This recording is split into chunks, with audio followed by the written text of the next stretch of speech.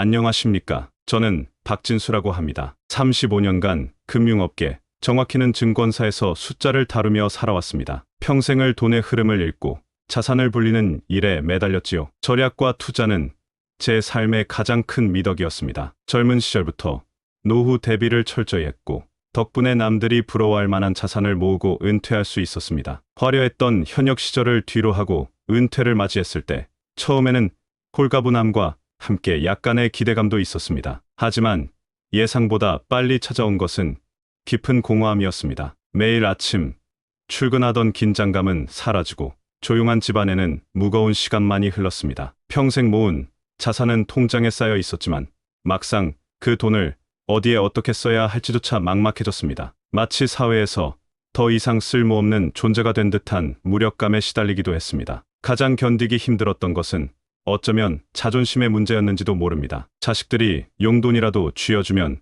고맙기보다 민망함이 앞섰고 오랜만에 만난 옛 동료들과의 식사 자리에서는 메뉴판 앞에서 나도 모르게 주저하는 제 모습을 발견하곤 했습니다. 내가 평생 이렇게 아등바등 살았는데 이제 와서 이렇게 째째하게 굴어야 하나? 하는 자괴감이 들더군요. 평생 돈을 관리하고 조언하는 역할을 해왔던 제가 정작 제 노후의 돈 앞에서 이렇게 작아지는 모습이라니요. 그때 문득 이런 질문이 떠올랐습니다. 악착같이 모으기만 한 것이 과연 잘한 일일까? 노후에 나 자신을 위해, 내 자존심을 지키기 위해 돈을 쓰는 것이 정말 나쁘기만 한 일일까? 평생 돈을 모으는 데 익숙했던 제가 은퇴 후 돈을 쓰는 것의 의미를 새롭게 고민하게 된 계기였습니다. 그리고 오랜 고민과 경험 끝에 저는 한 가지 결론에 도달했습니다. 노후의 자존심을 위해 적절히 돈을 쓰는 것은 단순한 낭비나 사치가 아니라 오히려 우리의 남은 삶을 더욱 풍요롭고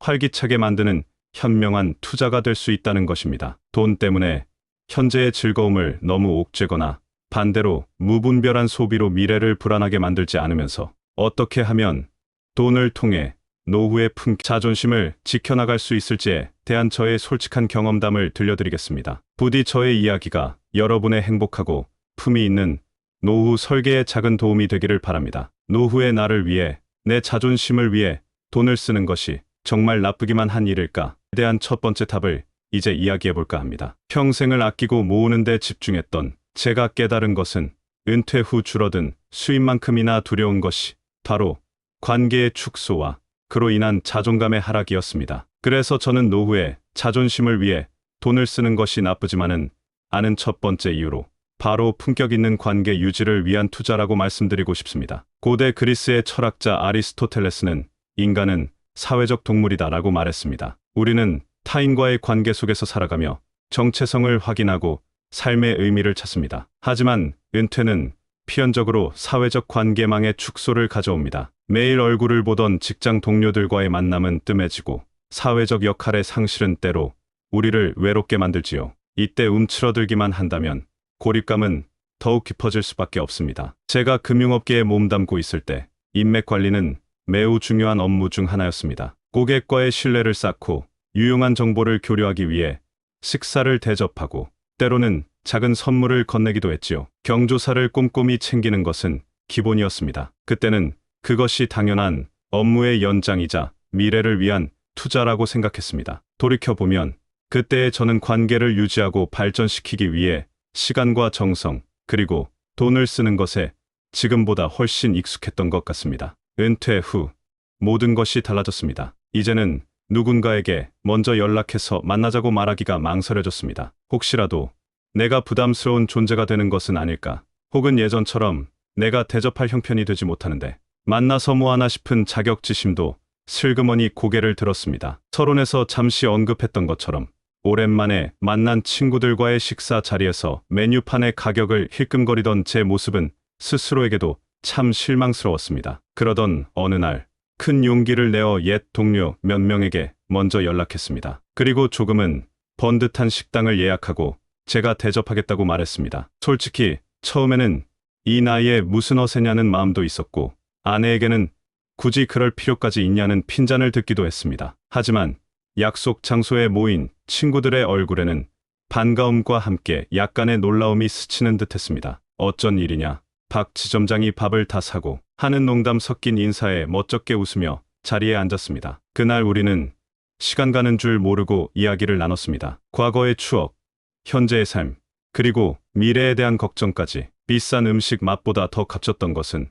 오랜만에 터져나온 친구들의 웃음소리와 내 덕분에 정말 즐거웠다, 잘 먹었다는 진심 어린 인사였습니다. 그 순간 제가 지불한 식사비는 단순한 비용이 아니라 빛바랜 관계에 다시금 윤기를 더하고 서로의 존재를 확인하는 따뜻한 투자였음을 깨달았습니다. 누군가에게 기분 좋게 한 끼 식사를 대접할 수 있다는 사실, 그것만으로도 제 어깨가 으쓱해지고 마음 한편이 든든해지는 것을 느꼈습니다. 단순히 돈을 썼다는 행위가 아니라 내가 여전히 누군가에게 기쁨과 정성을 나눌 수 있는 사람이라는 사실이 저의 자존감을 높여주었던 것입니다. 이는 비단 친구 관계에만 국한되지 않습니다. 경조사 역시 마찬가지입니다. 장례식장에서 부조금을 내고 결혼식에서 축의금을 내는 행위는 단순히 돈을 쓰는 것이 아니라 슬픔과 기쁨을 함께 나누는 공동체의 일원임을 확인하는 의식이기도 합니다. 물론 형편에 맞게 하는 것이 중요하지만 너무 인색하게 굴거나 외면한다면 스스로를 관계망 밖으로 밀어내는 결과를 낳을 수도 있습니다. 은퇴했다고 해서, 수입이 줄었다고 해서 사회적 관계에서의 역할마저 포기할 필요는 없습니다. 오히려 이럴 때일수록 서로에게 힘이 되어주는 관계의 끈을 놓지 않는 것이 중요합니다. 특히 손주들이나 자녀들 앞에서 너무 궁색한 모습을 보이지 않는 것도 중요하다고 생각합니다. 할아버지, 할머니가 용돈 한 푼 쥐어주지 못할 정도로 어렵다고 느끼게 하는 것보다 가끔은 작은 선물이나 용돈으로 사랑과 여유를 보여줄 수 있을 때 아이들 눈에 비친 우리의 모습은 조금 더 든든하고 자랑스러울 수 있습니다. 손주 녀석에게 할아버지가 깎아 사 먹어라 하고 1,000원짜리 한 장이라도 쥐어주었을 때 아이의 환한 웃음을 보는 기쁨, 그리고 할아버지가 아직 이 정도는 된다는 스스로에 대한 작은 뿌듯함을 느끼는 것, 이것이 어찌 속물적인 마음뿐이겠습니까? 이는 우리 스스로의 존엄성을 지키는 일이기도 합니다. 물론 돈으로 친구를 살 수는 없다는 말처럼 돈이 관계의 전부는 아닙니다. 하지만 로마의 철학자 키케로는 우정은 인생의 모든 것을 빛나게 한다고 말했습니다. 그 빛나는 우정을 지키고 가꾸기 위해 때로는 우리의 정성스러운 마음을 보여주는 표현의 도구로서 돈이 필요할 때가 있습니다. 상대방을 존중하고 동등한 관계를 유지하며 무엇보다 나 스스로를 초라하게 만들지 않기 위한 최소한의 품격 유지 비용이라고 생각하면 어떨까요? 결국 노후에 품격 있는 관계는 거저 주어지는 것이 아닙니다. 때로는 시간과 정성, 그리고 약간의 금전적인 투자가 필요합니다. 이는 결코 낭비가 아닌 외로움과 소외감으로부터 나를 지키고 사회적 존재로서의 자존감을 유지하는 현명한 방법입니다. 그러니 혹시 예전 같지 않은 형편 때문에 관계 맺기를 주저하고 계시다면 아주 작은 것부터 시작해 보십시오. 따뜻한 차 한 잔을 먼저 건네거나 부담스럽지 않은 식사를 함께 하는 것만으로도 관계의 온도는 달라질 수 있습니다. 그 작은 씀씀이가 가져다주는 마음의 풍요는 분명 생각보다 클 것입니다. 이것이 제가 발견한 노후의 자존심을 위해 돈을 쓰는 것이 나쁘지만은 않은 첫 번째 이유입니다. 하지만 인간의 삶이 관계로만 채워지는 것은 아닙니다. 오히려 은퇴 후에는 타인과의 관계만큼이나 혹은 그 이상으로 중요한 것이 바로 나 자신과의 관계가 아닐까 싶습니다. 평생 앞만 보고 달려오느라 혹은 가족을 위해 희생하느라 정작 돌보지 못했던 나라는 존재 말입니다. 그래서 저는 노후에 자존심을 위해 돈을 쓰는 것이 나쁘지만은 않은 두 번째 이유로 잃어버린 나를 찾고 삶의 활력을 충전하는 투자를 꼽고 싶습니다. 어쩌면 이것이야말로 노년의 자존감을 지키는 가장 근본적인 방법일지도 모릅니다. 은퇴 후 우리에게 주어진 가장 큰 자산 중 하나는 바로 시간입니다. 하지만 이 시간을 어떻게 활용하느냐에 따라 독이 될 수도 약이 될 수도 있습니다. 무료함과 싸우다 지쳐 무기력하게 시간을 흘려보낸다면 남아있는 삶의 에너지는 점점 고갈될 수밖에 없습니다. 이때 필요한 것이 바로 나를 위한 능동적인 활동입니다. 평생 일만 하느라 가져보지 못했던 취미, 혹은 막연히 동경했지만 엄두를 내지 못했던 배움에 대한 갈망이 혹시 마음 한구석에 남아있지는 않으시지요? 저에게는 그것이 바로 사진이었습니다. 젊은 시절 잠시 카메라에 관심을 가졌었지만 먹고 살기 바쁘다는 핑계로 금세 잊고 살았습니다. 은퇴 후 문득 그 시절의 기억이 떠올랐습니다. 하지만 막상 다시 시작하려니 망설여졌습니다. 이 나이에 무슨 사진이야. 괜히 돈만 쓰는 거 아닐까 하는 생각들이 발목을 잡았습니다. 처음에는 중고 카메라를 알아보며 최대한 돈을 아끼려 했습니다. 그러다 문득 이런 생각이 들었습니다. 평생 남 좋은 일만 시키고 가족을 위해 아껴왔는데 이제 정말 내가 하고 싶은 것 하나쯤 제대로 투자해도 되지 않을까? 결국 저는 큰 마음 먹고 괜찮은 카메라와 렌즈 몇 개를 장만했습니다. 그리고 용기를 내어 동네 사진 동호회에도 가입했지요. 처음에는 젊은 사람들 틈에서 어색하기도 했지만 렌즈를 통해 세상을 새롭게 바라보는 즐거움은 예상보다 훨씬 컸습니다. 같은 풍경도 어떤 렌즈로, 어떤 각도에서 보느냐에 따라 전혀 다른 이야기가 된다는 사실이 신기했습니다. 주말마다 동호회 회원들과 함께 출사를 나가 새로운 장소를 경험하고 사진에 대한 이야기를 나누면서 저는 잊고 지냈던 설렘과 열정을 다시 느낄 수 있었습니다. 얼마 전에는 동호회 전시회에 제 사진 몇 점을 걸게 되었습니다. 비록 전문 작가의 작품처럼 대단한 것은 아니었지만 제 손으로 찍고 인화한 사진이 액자에 담겨 걸려 있는 것을 보았을 때의 뿌듯함은 정말이지 돈으로 환산할 수 없는 가치였습니다. 그때 깨달았습니다. 카메라와 렌즈에 투자한 돈은 단순한 소비가 아니었습니다. 그것은 저의 잠자는 감각을 깨우고 새로운 사람들과의 교류를 가능하게 하며 무엇보다 나도 아직 무언가를 배우고 성취할 수 있다는 자신감을 불어넣어 준 최고의 자기 투자였던 것입니다. 삶에 새로운 활력이 생기니 무력감이나 우울감도 자연스레 멀어졌습니다. 이는 비단 사진에만 국한된 이야기가 아닐 것입니다. 어떤 분에게는 그것이 악기 연주일 수도 있고 어떤 분에게는 그림 그리기나 정원 가꾸기 혹은 오랫동안 꿈꿔왔던 해외 배낭여행일 수도 있습니다. 중요한 것은 내가 무엇을 할 때 즐거움을 느끼는가, 무엇이 내 삶의 생기를 불어넣어주는가를 스스로 묻고 그것을 위해 기꺼이 시간과 비용을 투자하는 용기입니다. 나는 내 인생을 쓰고 남은 것이 아니라 나 자신을 완전히 사용해버리고 싶다고 말한 극작가 조지 버나드 슈의 말처럼 노년기는 인생의 남은 시간을 소진하는 시기가 아니라 오히려 그동안 사용하지 않았던 자신의 가능성을 마음껏 펼쳐 보이며 삶을 완성해가는 시기가 되어야 합니다. 이를 위해 약간의 돈을 쓰는 것을 두려워하지 마십시오. 학원에 등록하고 필요한 장비를 구입하고 여행을 떠나는 데 드는 비용은 사라지는 돈이 아니라 당신의 정신적 건강과 삶의 만족도를 높이는 가장 확실한 투자입니다. 스스로에게 만족감을 주는 것, 새로운 배움을 통해 성장하는 기쁨을 누리는 것, 이것이야말로 돈으로 살 수 있는 가장 값진 자존심이 아닐까요? 잊고 있던 꿈을 다시 꺼내어 보십시오. 그리고 그 꿈을 실현하기 위해 과감히 투자하십시오. 그 과정에서 당신은 분명 이전보다 훨씬 더 생기 넘치고 당당해진 자신을 발견하게 될 것입니다. 이것이 제가 생각하는 노후의 자존심을 위해 돈을 쓰는 것이 나쁘지만은 않은 두 번째 이유입니다. 지금까지 관계 속에서 품격을 지키고 또 나 자신을 위한 투자를 통해 삶의 활력을 찾는 것의 중요성을 말씀드렸습니다. 결국 이 모든 것은 우리가 노후에도 여전히 가치 있는 존재임을 스스로 확인하고 또 주변으로부터 인정받고 싶은 마음, 즉 자존심과 연결되어 있다고 생각합니다. 하지만 우리의 자존감을 채우는 것은 비단 나 자신에게 집중할 때만 얻어지는 것은 아닐 것입니다. 오히려 때로는 시선을 밖으로 돌려 내가 누군가에게 기댈 언덕이 되어줄 수 있다는 사실에서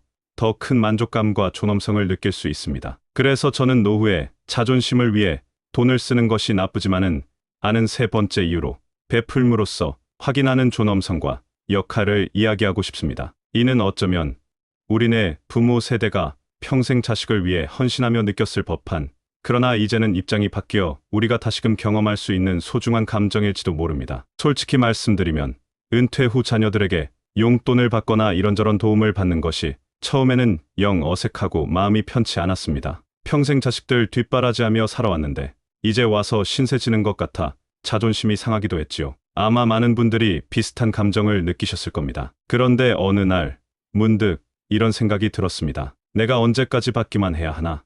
이제는 내가 먼저 베풀 수 있는 위치가 되지 않았나? 마침 손주 녀석이 다니고 싶어 하는 학원이 있었는데 아이들, 엄마 아빠가 이런저런 이유로 망설이고 있다는 이야기를 들었습니다. 저는 조용히 며느리에게 전화를 걸어 말했습니다. 애미야, 그 학원비는 내가 내주마. 애 배우고 싶다는 거 가르쳐야지. 처음에는 괜찮다고 사양했지만 제 고집을 꺾지는 못했습니다. 나중에 손주 녀석이 전화를 걸어와서는 할아버지, 감사합니다. 저 정말 열심히 공부할게요.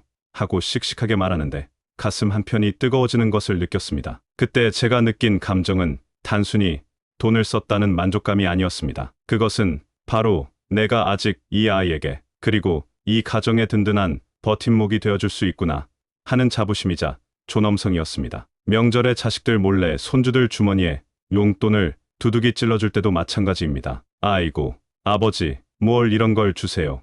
하며 멋쩍어 하는 자식들의 표정 너머로 그래도 우리 아버지가 아직 정정하시구나, 여유가 있으시구나 하는 안도감을 읽을 수 있을 때 저는 비로소 제 역할과 존재 가치를 다시 한번 확인하게 됩니다. 이것은 결코 금전적인 여유를 과시하려는 마음이 아닙니다. 그보다는 사랑과 책임감을 표현하는 저만의 방식이며 이를 통해 얻는 정신적인 충족감은 그 어떤 것과도 비교할 수 없습니다. 물론 모든 사람이 큰 돈을 베풀 수 있는 형편은 아닐 것입니다. 하지만 중요한 것은 금액의 크기가 아니라 내가 누군가에게 도움을 줄 수 있는 존재라는 인식 그 자체입니다. 작은 선물 하나, 따뜻한 식사 한 끼 대접하는 것만으로도 우리는 충분히 사랑과 관심을 표현하고 받는 사람에게는 기쁨을 그리고 우리 스스로에게는 기여하고 있다는 만족감을 줄 수 있습니다. 윈스턴 처칠은 우리는 얻는 것으로 생계를 유지하지만 주는 것으로 인생을 만든다고 말했습니다.